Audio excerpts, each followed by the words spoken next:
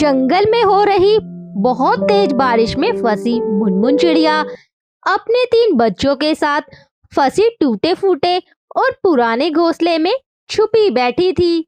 लेकिन घोंसला इतना छोटा था कि पूरे 3 बच्चों के साथ एक घोंसले में आ भी नहीं पा रही थी और उसके 2 बच्चे बहुत छोटे थे और एक बड़ी बेटी रानी चिड़िया अपनी माँ की परेशानी देख और समझ रही थी।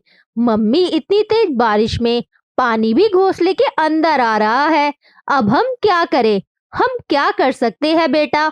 जब बारिश बंद होगी तभी पानी घोंसले से निकलेगा, तब तक हमें एक साथ बैठे रहना है।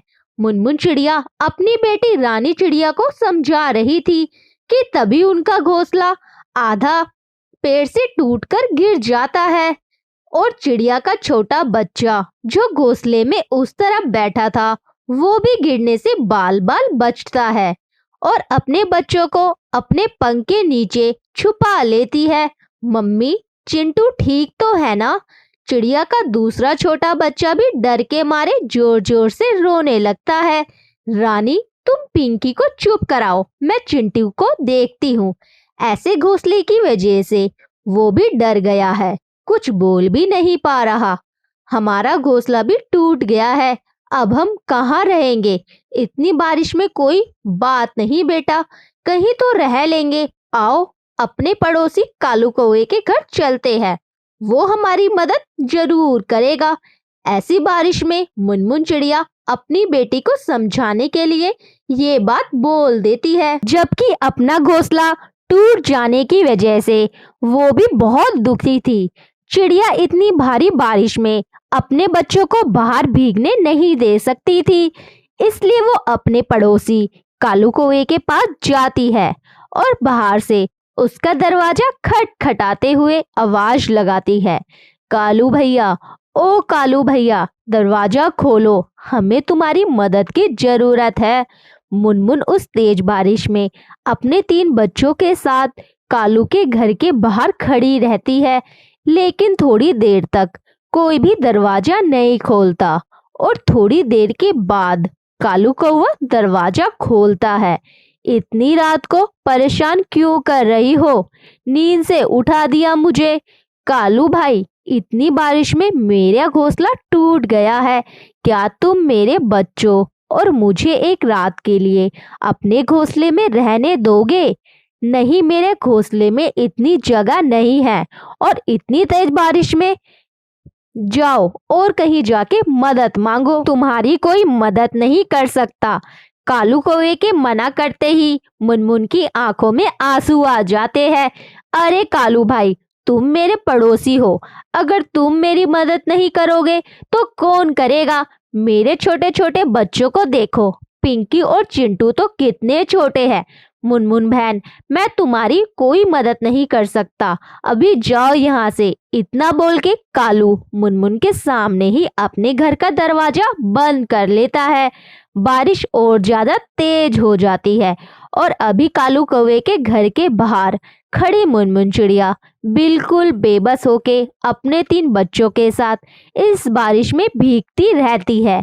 उसके 2 छोटे बच्चे जोर जोर से रोने लगते हैं।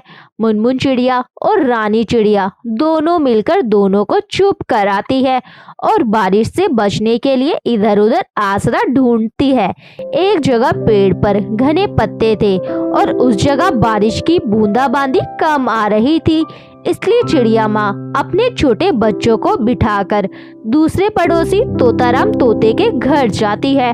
तोता भाई, अरे तोता भाई, दरवाजा खोलो। मुनमुन चिड़िया कुछ देर तक तोताराम तोते के दरवाजा खटखटाती रहती है, लेकिन कोई भी दरवाजा नहीं खोलता और इतनी तेज बारिश वाली रात में मुनमुन की कोई मदद नहीं करता।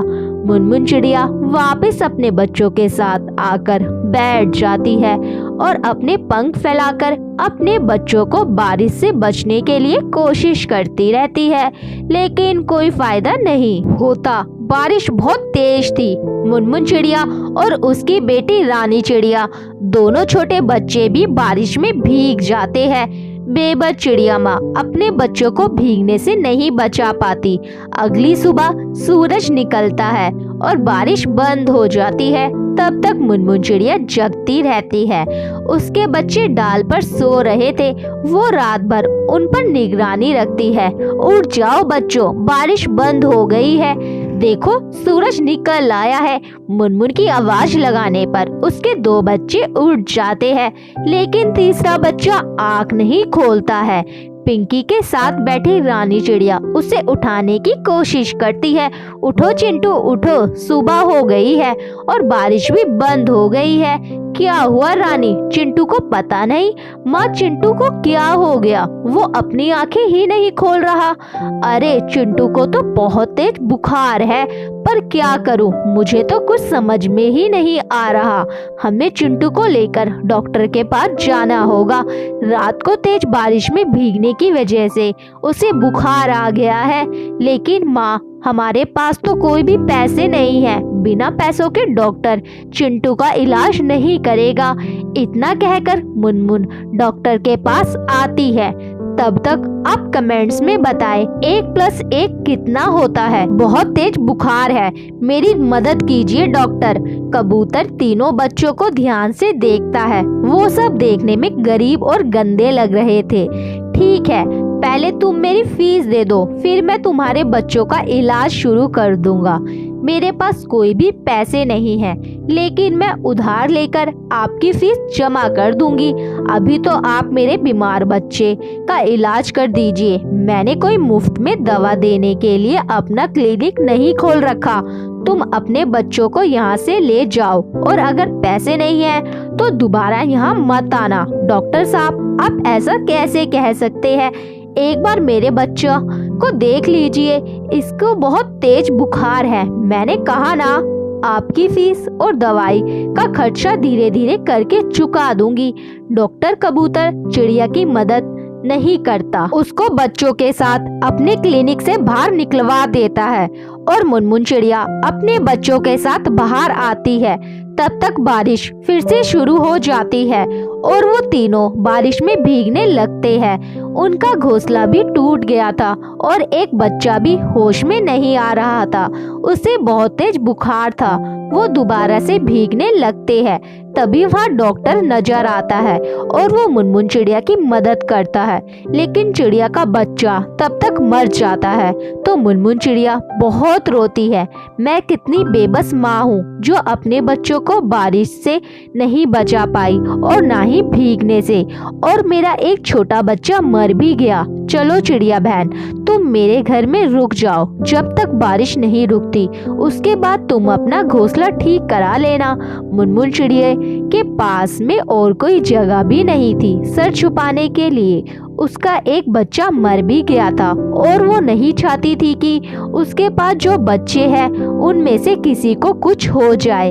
इसलिए वो डॉक्टर के साथ बारिश से बचने के लिए उसके साथ चली जाती है और कुछ दिनों तक अपने बच्चों को बारिश से भीगने से बचा लेती है।